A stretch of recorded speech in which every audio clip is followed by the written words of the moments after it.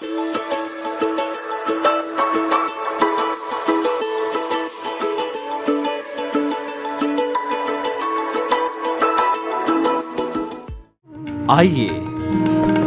सुनिए, देखिए, समझिए सनातन सत्य। जैसी दृष्टि वैसी सृष्टि, दृष्टि विज्ञान। कुदरत, कुदरती रचना एवं कुदरत के कानून से शाश्वत सुख की प्राप्ति।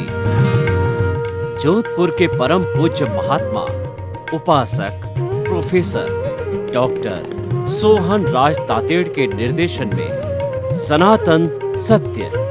जैसी दृष्टि वैसी सृष्टि, दृष्टि विज्ञान।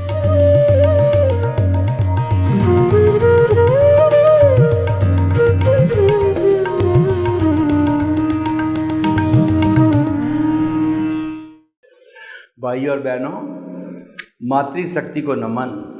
आज का हमारा अति सुंदर विषय है चेतन मन, अवचेतन मन और अचेतन मन। फ्राइड नाम के बड़े मनोवैज्ञानिक हुए हैं, उन्होंने भी मन की 3 अवस्थाएं बताई है।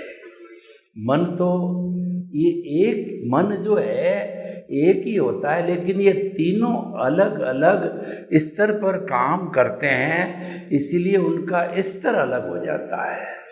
मन का अर्थ होता है, या मन किसे कहते हैं, जो कि मनन के पहले मन होता है, मनन के बाद मन नहीं होता, और मनन के समय ही मन होता है।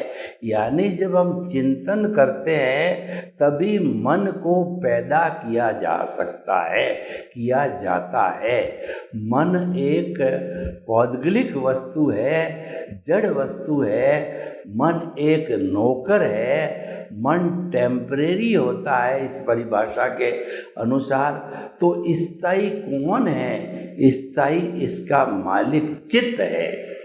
चेतना की शक्ति को चित्त कहते हैं। और चेतना जो हमारी है, ये दृष्टा है, ये पावर हाउस है, ये एक एक कोशिका को एनर्जी देती है, और 60 खरब कोशिका को 60 खरब तरह का चित्र देती है। इसीलिए हमारी आत्मा को अनंत चित्तों वाला कहते हैं। असंख्य चेतनामय परमाणुओं के पिंड को चेतना कहते हैं। ये असंख्य चेतनामय परमाणु अलग अलग जगह जो दृष्टा रूपी पावर हाउस है वो सप्लाई करता है। हमारी शुद्ध आत्मा है, वो अक्रिया करता कुछ नहीं है, केवल उसकी प्रेजेंस है। तो भाई और बहनों, पहले हम कहते हैं चेतन मन। चेतन मन हमारे इस स्थूल शरीर पर काम करता है, और मन के 2 काम होते हैं। मन है भूतकाल की स्मृति करता है, वर्तमान काल का चिंतन करता है, तथा भविष्य काल की कल्पना करता है।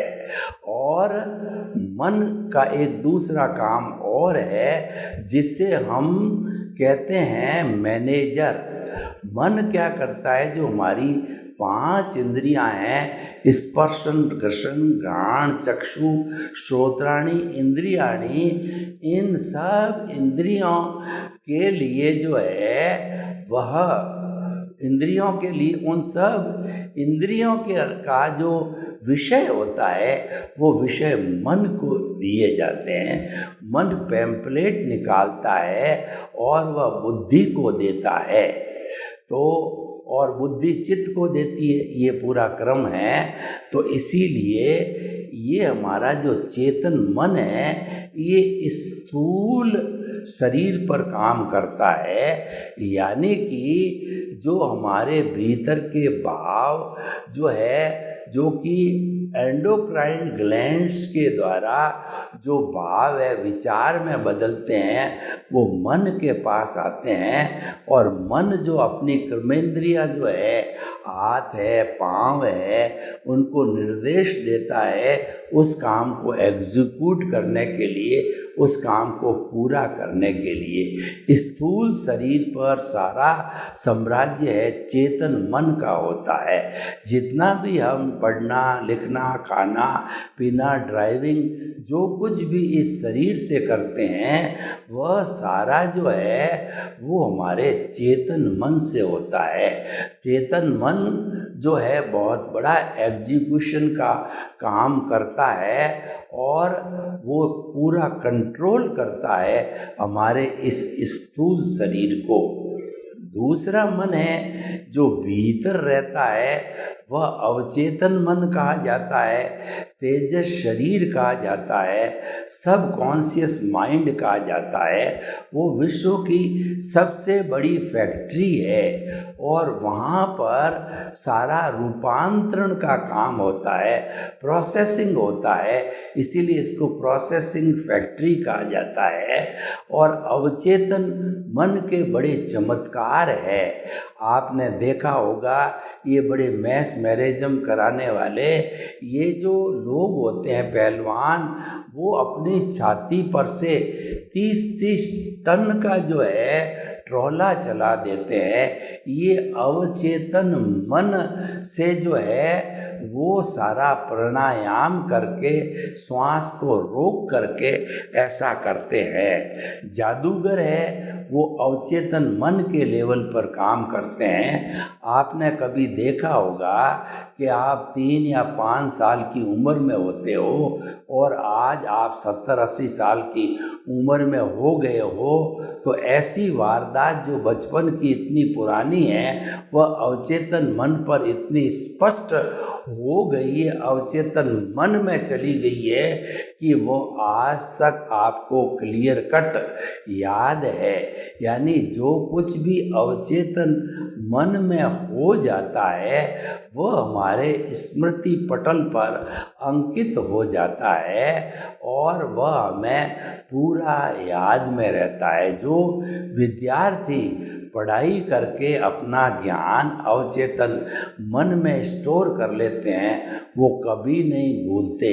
ऐसे अवधानी साधु संत होते हैं जिनका अवचेतन मन बहुत जागृत होता है और 15-15-20 अंकों की संख्या, 15-15-20 शब्दों का वाक्य जब उनको पहली बार वो सुनते हैं तो वह अवचेतन मन के अंदर डाल देते हैं। वहाँ पर पुनः बुलाने की बात होती है तो वहाँ से एज इट इज वो बोल जाते हैं। अवचेतन मन के जितने भी चमत्कार है ये अवचेतन मन तेजस शरीर के चमत्कार होते हैं। देखिए कई छोटे छोटे बच्चे बताते हैं कि मैं 60 साल की उम्र में उनको ले जाया जाता है उस घर के अंदर, तो इस घर के अंदर मैं माँ रूप में थी, यहाँ रहती थी, मेरे इतने बच्चे थे, सारी बात वो बता देती है क्योंकि वह उसके अवचेतन मन में फिट हो जाती है। अवचेतन मन का हमारी पर्सनैलिटी के डेवलप के अंदर बहुत बड़ा हाथ होता है। जिन लोगों की स्मरण शक्ति तेज होती है वो सब अवचेतन मन पर कार्य करते हैं। स्वामी विवेकानंद के लिए कहा गया कि एक बार वो जिस पुस्तक को पढ़ते लेते थे फिर वो बता देते थे कि ये वाक्य फला फला पेज पर उस पुस्तक पे है। ये सारा अवचेतन मन का है। अवचेतन मन में जाने वाला व्यक्ति एकाग्र हो जाता है। अवचेतन मन का अर्थ ही है एकाग्र चित्तता है और अवचेतन मन में हमारा अचेतन मन से जो कलरलेस लेशिया है, शुभ अशुभ आती है, उनको कलर्स मिलते हैं और उनको भावों का यहाँ पर विचारों में रूपांतरण होता है। 6 तरह की लेशिया होती है। 3 अशुभ होती है, कृष्ण नील कापोज जो क्रमशः काला, नीला और कबूतरी रंग की होती है।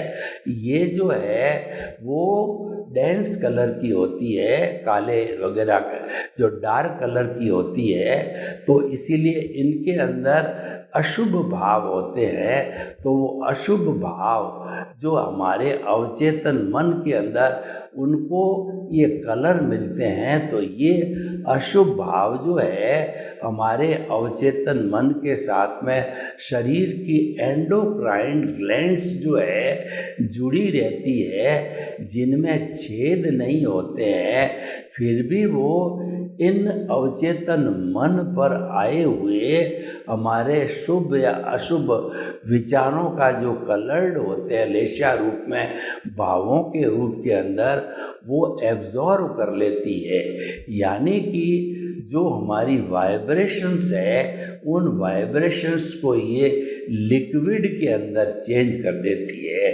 कृष्ण लेशिया अशुभ होती है तो अशुभ हार्मोन पैदा हो जाता है और ये हिंसा का काम कराएगी आगे जा कर के।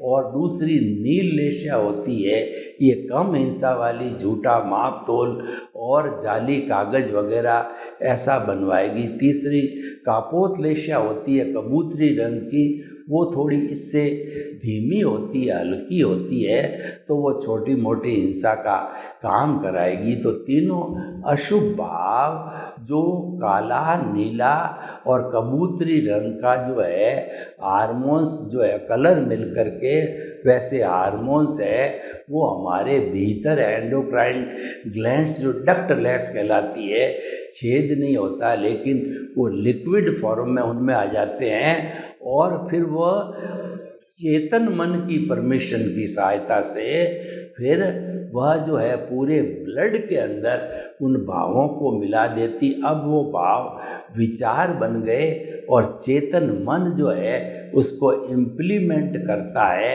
अपने जितनी भी कर्मेंद्रियाँ हैं, हाथ है, पाँव है इत्यादि, उनके द्वारा। तो वो अशुभ वर्क कराती है, हिंसा का वर्क कराती है, झूठा माप तोल का कराती है, और जो घरेलू हिंसा जितनी छोटी हिंसाएं जो कराती है, मतलब ये जो है कुसंस्कार के काम कराती है, असत प्रवृत्ति कराती है।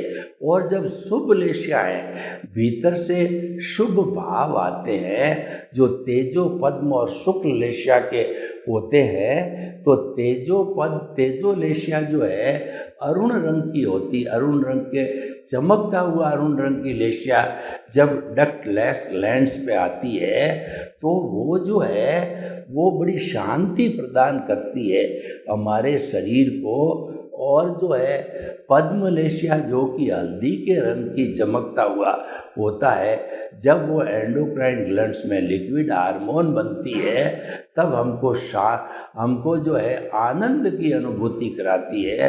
और शुक्ल लेशिया जो चलती है वो एकदम चमकता हुआ वाइट कलर, बहुत कम ज्ञानी पुरुष और साधक लोगों के आती है, वो प्योरिटी की परिचायक होती है, वो मुक्ति की ओर जाने की परिचायक होती है, और वो थॉटलेसनेस की स्थिति आती है। हमारा जो ध्यान होता है, सालंबन ध्यान, निरालंबन ध्यान की स्थिति की होती है और हमको मुक्ति की ओर ले जाने वाली हो। तो भाई और बहनों, ये सारा काम हमारा अवचेतन मन करता है, उसकी एप्लीकेशन, उसका प्रयोग जो है चेतन मन पर होता है। अब अवचेतन मन बीच में है और इसको जो ये सारा मसाला आता है वह अचेतन मन से आता है। अचेतन मन हमारा कर्म शरीर है, जो कि 8 तरीके के कर्म जो है वो हमारे ज्ञानावर्णीय, दर्शनावर्णीय, मोहनीय और अंतराय 4 घाती कर्म, और जो हमारा वेदनीय, आयुष्य, नाम और गोत्र, ये शुभ अशुभ कर्म जो शरीर के लेवल पर भोगे जाते हैं, घाती कर्म आत्मा की घात करते हैं, उनका हरेक का प्रकृति, स्थिति, प्रदेश, अनुभाग निश्चित होता है कि प्रकृति का मतलब 8 में से कौन सा कर्म है, स्थिति मतलब कितने वर्ष तक के बाद वह उदय प्रारब्ध आएगा और अनुभाग यानी वो जिस इंटेंसिटी से, जिस रस से बंद हुआ था, वही इंटेंसिटी, वही रस से जो है वापस हमारे को जो है वो अनुभव कराएगा। दर्द का कहिए, भुगतान का कहिए, हिसाब का कहिए, तो प्रकृति स्थिति और उसके कितने प्रदेश होंगे, कितने समय तक वह असर रहेगा, वो प्रदेश परमाणु होते हैं उसके, चतुस्पर्शी परमाणु। तो भाई और बहनों, ये हमारी दबी हुई जितनी भावनाएं होती है वो सब हमारे कर्म शरीर में होती है, जो कि राग द्वेष से जुड़ा हुआ होता है, जो मिथ्या ज्ञान, मिथ्या दर्शन, ये कॉजल बॉडी कहा जाता है, इसको कर्म शरीर कहते हैं, और कई लोग इसको लिंग शरीर भी कहते हैं। कुल मिला करके ये अज्ञानता है जो हमारी आत्मा के साथ में जुड़ी हुई है, और जब उदय प्रारब्ध होता है तो वह इसको है वो कर्म शरीर से बाहर निकल करके और एक अध्यवसाय टाइप बनाती है। अध्यवसाय में से वह निकल करके और फिर कलरलेस लेश्या होकर के और अवचेतन मन तक आती है। तो भाई और बहनों, हम आपको समझाना चाहते हैं कि ये सारा संसार लेश्या का संसार, तीनों मन का संसार है। अब तीनों मन एक दूसरे से जुड़े हुए हैं, एक दूसरे से पूरक है, और हमारा जो कहना चाहिए भीतरी जगत और बाहरी जगत, व्यवहार जगत और अध्यात्म जगत, उसमें ये तीनों प्रैक्टिकल रूप से काम करते हैं, इसलिए तीनों का बहुत बड़ा महत्व है। वैसे मोटे तौर पे जो है वो मन का अर्थ होता है विचार। तो हमारा जितना भुगतान होता है व्यवहार जगत के ऊपर, वो पहले विचारों के माध्यम से होता है, और ऐसा कहा जाता है कि जो भुगतान विचारों के माध्यम से, उन विचारों में एकाकार नहीं होना है, तो उनको बाईपास करो, बाईपास करो, बाईपास करो। यानी कि आपका जो उदय प्रारब्ध है उसको आपने कुदरती रचना देखा है, तो वह विचारों से बाईपास हो जाएगा, और कुदरती रचना नहीं देख करके आपने मिथ्या ज्ञान, मिथ्या दर्शन की एप्लीकेशन की है, या आप उसके साथ में तन्मयाकार हो गए हो, और या आपने देहाध्यास को सेंटर मान लिया है, जबकि ज्ञानी पुरुष को अपना सेंटर आत्मा का मानना चाहिए। आत्मा का सेंटर मतलब सम्यक ज्ञान, सम्यक दर्शन की एप्लीकेशन, और देहाध्यास का सेंटर यानी मिथ्या ज्ञान, मिथ्या दर्शन की एप्लीकेशन है। तो दोनों का अलग अलग दायरा है। आप देहाध्यास के अंदर चले जाते हो, मिथ्या ज्ञान, मिथ्या दर्शन से नए कॉज पढ़ेंगे, उसका पूरा सिस्टम है। कॉज पढ़ने के लिए प्रतिष्ठित आत्मा होती है, प्रतिष्ठित आत्मा में वर्तमान का देखिए कर्म ज्ञान दर्शन से बनते हैं, और ज्ञान दर्शन दृष्टि का विषय है, यानी लाइव ईगो कहिए, लाइव प्रतिष्ठित आत्मा कहिए, ये दृष्टि से जुड़ी हुई है, भावों से जुड़ी हुई है, और हमारा मन वचन काया है, ये जो है हमारा मैकेनिकल प्रतिष्ठित आत्मा है, जो भुगतान है, हिसाब है, लेना है, देना है, डेबिट है, क्रेडिट है, वो है, दोनों का ये क्रिया है। इसलिए कहा गया क्रिया से मुक्ति नहीं है, मुक्ति भावों से है। मुक्ति जो दृष्टि का विषय है, मुक्ति जो है भावों से जुड़ी होती, जो भाव है वो ज्ञान दर्शन है, वो इंटेंशन ज्ञान दर्शन भाव है, वही चीज़ होता है। उस भाव पे जो कोट लगता है उसमें पूरा प्रोसेसिंग हाउस होता है, यानी कि लाइव ईगो को या प्रतिष्ठित आत्मा है उसके अंदर लाइव अंतःकरण होता है, मन बुद्धि चित्त अहंकार ये मिलकर के, और वर्तमान का ज्ञान दर्शन और हमारा भूतकाल का ज्ञान दर्शन, हमारा इंटरेस्ट और इंटेंशन तो भाव है ही है, वो सारा मिलकर के प्रोसेस हाउस से जो कोर्ट लगाता है, वो कोर्ट का मतलब फाइनल कर्म बनता है। उसके पहले करेक्शन भी हो सकता है और किसी से कुदरत से माफ़ी मांग करके करेक्शन भी हम कर सकते हैं। या जो है किसी व्यक्ति से को हमने दुख दे दिया तो उससे मुझे क्षमा करो उसको या उसकी शुद्ध आत्मा की साक्षी से मांगते हैं तो डिलीशन भी होता है। तो फाइनल जो होता है वो कोर्ट लगा हुआ कर्म है, वो कॉज कहलाता है। समय समय पर ऐसे कॉज बनते हैं, बंच ऑफ दी कॉज कहलाता है, भाव मन कहलाता है, जो अगले जन्म के अंदर नई बॉडी को है वो द्रव्य मन के रूप में बनता है। और जब कोर्ट लगता है तो उसके साथ साथ में जो है वो स्पीच और एक्शन के बीच जो है कुदरत की क्लाउड में पड़ते हैं, दोनों साथ होता है। भाव मन के अंदर कोर्ट लगना, स्पीच और एक्शन का बीज पड़ना जो है कुदरत के क्लाउड के अंदर, और जो है ये हमारा जो है भाव मन बन जाता है, जैसा इंटेंशन होता है। यानी सम्यक ज्ञान सम्यक दर्शन की एप्लीकेशन होगी तो कोई कॉज नहीं बढ़ेगा। मिथ्या ज्ञान मिथ्या दर्शन की एप्लीकेशन होगी तो शुभ और अशुभ भाव पड़ेंगे और वह भाव हमारे को कॉजल बॉडी बनेगी। उससे पुण्य पाप बनेगा।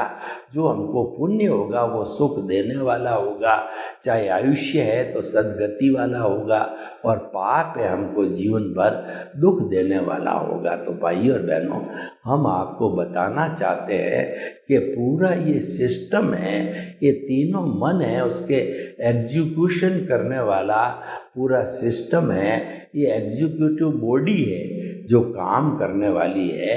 इसीलिए हमारे चाहे तीनों में से कोई तरह का मन हो, उसको सेंसिटिव रूप से उपयोग में लेना होता है। तो इसीलिए कहा है कि हमारे ये मन है सबसे पहले आगे आता है। तो मन के लिए कहा गया है कि मन लोभी मन लालची, और जो है मन लोभी मन लाज की, और पलक पलक मन और मन के मते न चालिए पलक पलक मन और।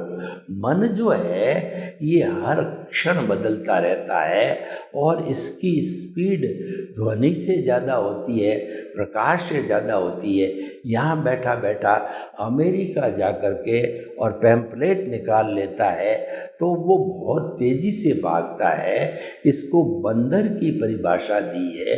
एक बंदर है, उसको बिच्छू काट जावे तो बहुत चंचल हो जाता है। ऐसा ही हमारा मन है, परंतु दोष मन का नहीं है। सबसे पहले चित्त है वो विक्षिप्त होता है और फिर वो अपने सर्वेंट मन को विक्षिप्त करता है, जो भी रीजन होता है। तो करने वाला जो है चित्त है, लेकिन बदनामी आती है मन को आती है कि मन ऐसा ही है, मन को फटकार पड़ती है। तो भाई और बहनों, हमारा जो मन है, मन से अमन बनने को हम कहते हैं कि ये हमारा पुरुषार्थ पूरा हो गया, प्रतिष्ठित आत्मा समाप्त। मन से हम अमन हो गए, मन समाप्त हो गया। इसका अर्थ ये हुआ कि हमारा पुरुषार्थ चरम सीमा पर चला गया है और हम जो है ऐसी स्थिति में केवल दर्शन को प्राप्त कर लेते हैं। तो भाई और बहनों, हम आप और साथ साथ में इसके ये होता है, सारा अज्ञान, मन वचन काया का अज्ञान संपूर्ण नाश हो जाता है। इन सब को मिलने से केवल ज्ञान, केवल दर्शन की प्राप्ति होती। केवल दर्शन पहले होता है वो पुरुषार्थ के रूप में, और उसकी परिणति अगले जन्म के अंदर जो है वह परिणाम के रूप में मिलता है। वो केवल ज्ञान होता है और केवल ज्ञान से ही हम सिद्ध बुद्ध और मुक्त बनते हैं। तो भाई और बहनों, ये विश्लेषण बहुत काम का है। हमें मन और मन, तीनों तरह के मन का विश्लेषण अच्छी तरह से समझना चाहिए, क्योंकि यही कर्म बंधन का कारण बनता है और यही कर्म छूटने का कारण बनता, तभी अमन बनता है। अमन बनता है जब मुक्ति होती है। तो भाई और बहनों, हम आपको बताना चाहते हैं कि मन का रोल बहुत सेंसिटिव है। कई बार हम कहते हैं हमारे को पॉजिटिव थिंकिंग रखनी चाहिए, नेगेटिव से दूर रहना चाहिए। Think positive, do positive, be positive. यानी कि ये पॉजिटिव थिंकिंग है, यह भी मन का विषय है कि मन जो है हमारा जो चिंतन करता है कोई भी, वो उदय और प्रारब्ध के अधीन होता है, क्योंकि वह मैकेनिकल प्रोसेस है विचार। तो जैसा उदय प्रारब्ध होगा उसी के अनुरूप हमारे विचार बन जाएंगे। लेकिन जो हमारी आत्मा है उस पर कुदरत का कोई कानून नहीं लागू होता है, वह स्वयं भू है, वह उसका गुण है, ज्ञान दर्शन है, वो तो अशरीरी है, एब्स्ट्रैक्ट है, अक्रिया है। लेकिन जो है उसका जो गुण सम्यक ज्ञान सम्यक दर्शन है, उसकी एप्लीकेशन होती है तो हमारे जो उससे इंटेंशन यानी भाव बनता है और शुद्ध भाव होते हैं तो हम धीरे धीरे मुक्ति की ओर जाते हैं। तो इन तीनों का जो विश्लेषण का महत्व ये है कि हमारे शाश्वत सुख की नींव लगनी चाहिए, मुक्ति में जाने का हमारे रास्ता खुल जाना चाहिए।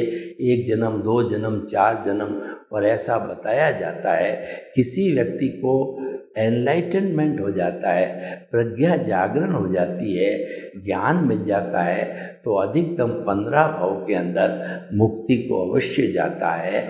तो भाई और बहनों, हम आपको बताना चाहते हैं कि ये हमारा जो है उद्देश्य है उसकी पूर्ति होनी चाहिए। सर्वे भवन्तु सुखिनः, सर्वे सन्तु निरामया।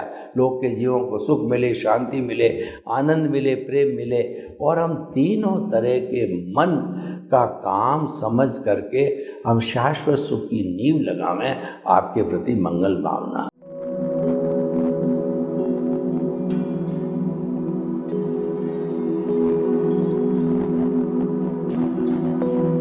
एक ऐसा अंतर्राष्ट्रीय ख्याति प्राप्त मानव जो गुरु प्रेरणा से पिछले 20 वर्षों से वानप्रस्थ जीवन जीते हुए 24 घंटे मानवता की सेवा में संलग्न है।